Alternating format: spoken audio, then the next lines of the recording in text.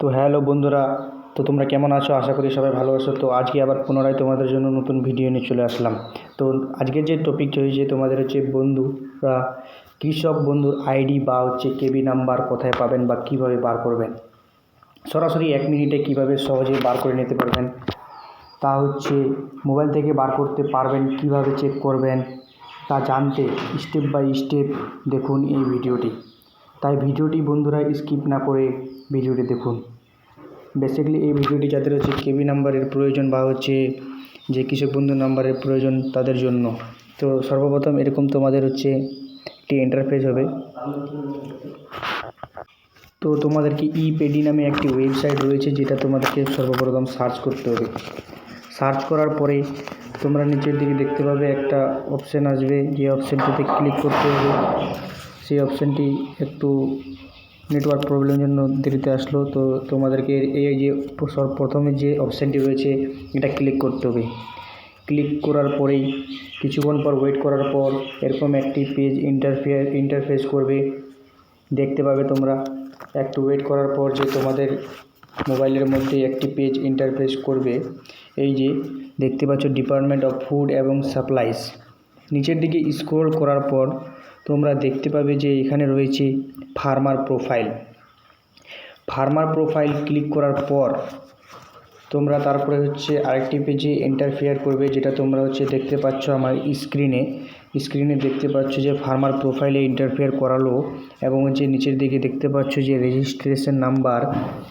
তারপরে হচ্ছে এটা ক্লিক করার পরে এখানে রেজিস্ট্রেশন নাম্বার বা হচ্ছে আধার কার্ড নাম্বার, ইপিক নাম্বার বা কৃষক বন্ধু আইডি যে কোনো একটা দিয়ে তুমি হচ্ছে লগ ইন করতে পারো।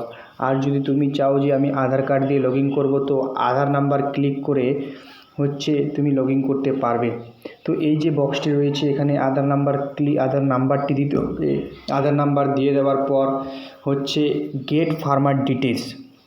আধার নাম্বার যখনই দিবে তখনই তোমার মোবাইলে একটা ওটিপি যাবে।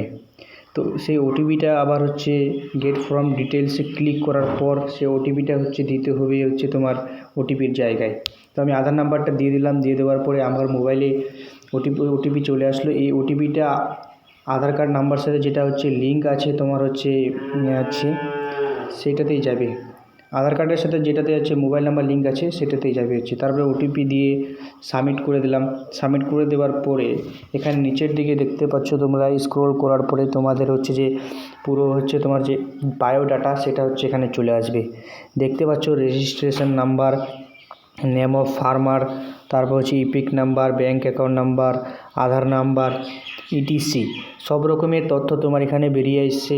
তারপরে দেখতে পাচ্ছ তোমরা যে কৃষক বন্ধুর যে তোমরা কেবি যে আইডিটা খুঁজছো বা হচ্ছে কৃষক বন্ধুর যে আইডি নাম্বার খুঁজতেছো সেটা তোমাদের এখানে হচ্ছে দেখানো হলো।